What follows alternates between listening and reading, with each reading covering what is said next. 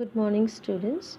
Today we'll see chapter 9, topic long-term solvency ratio.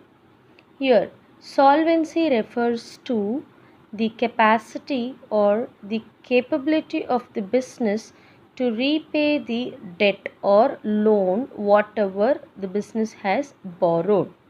Okay, that is called as solvency.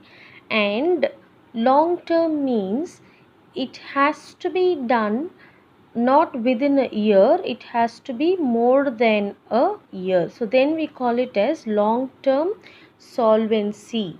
Okay, so now in this long term solvency we have three topics, that is debt equity ratio, proprietary ratio, capital gearing ratio. First one, debt equity ratio. So it is basically calculated with the long term debts whatever we have borrowed, like debentures, bonds, long term loans and any other long term borrowings, divided by shareholders funds. Here shareholders funds refers to equity share capital, preference share capital and reserves and surpluses. Okay, so that is what your formula is, that is equity debt equity ratio expresses the relationship between long term debt and shareholders funds. So you have to take up what all will come under the head long term debt and also shareholders funds, right? So here debt equity ratio is equal to long term debt divided by shareholders funds. So what all will come under the head long term debt is what is given in this table. So long term debt which will include debentures, bonds, long term loans and other long term borrowings, right? Then shareholders funds. Shareholders funds, here it talks about equity share capital, preference share capital and reserves and surpluses.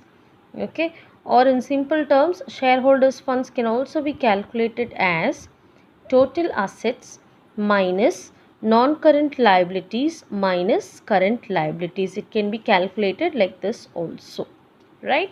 So here let's move on to illustration 4 now. From the following information, calculate debt equity ratio. So immediately we have to recollect the formula, that is debt equity ratio is equal to long term debt divided by shareholders funds. Okay, so now you are given the balance sheet, that is extract as on 31/3/2018. You have in particulars shareholders funds, non-current liabilities and also current liabilities in the respective values for those topics, right?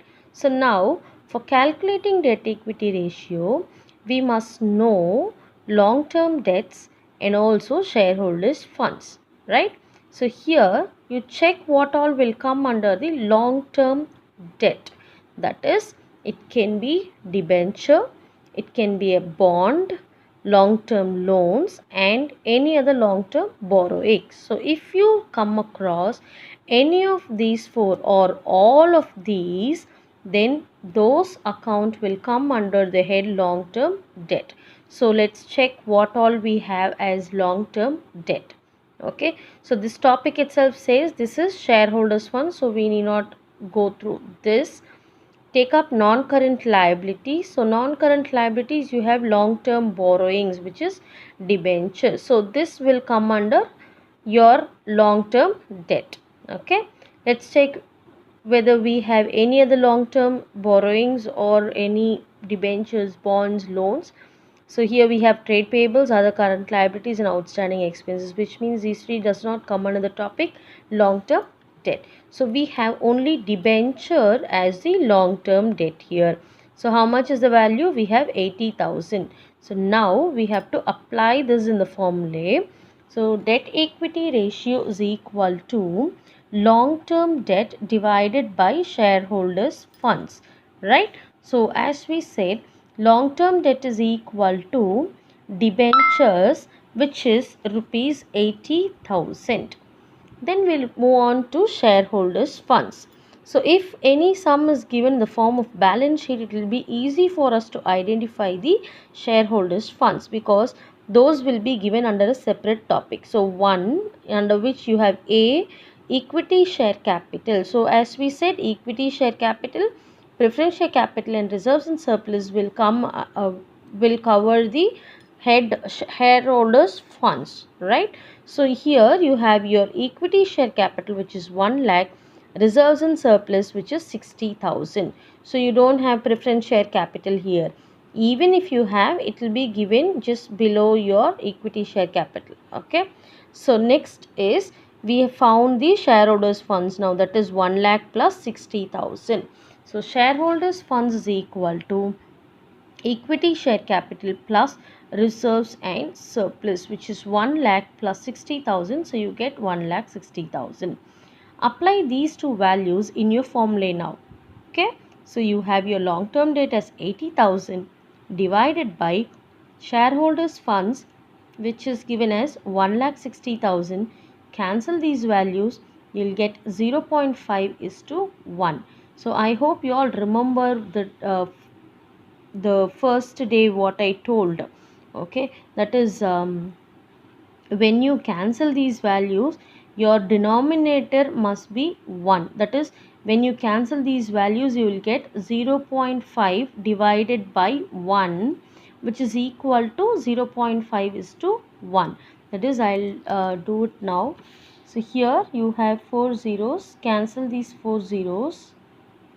Okay, 16, and here you have 8. So try and cancel it using your 2 tables or even 8 tables. 8 into 1, 8 into 2. But you cannot write this as 1 is to 2. Instead, your denominator should be 1. So here, cancel this using 2 tables. You will get 0.5 divided by 1.